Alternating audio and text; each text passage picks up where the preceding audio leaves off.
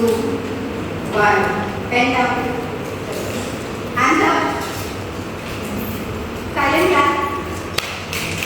Silent clap. Okay. So told about aspects. A house or a home has aspects. So what are those aspects which make house a house, home a home? Family. Family. Okay. And family aspects. Happiness. Okay. So have you drawn that? How many of you have drawn the people? Your father, your mother? How many of you have not drawn? See, whoever has drawn it, please raise your hand. I have drawn people in the home. Without people, there is no home now. She has used specific word, your home. You have drawn the physical structure.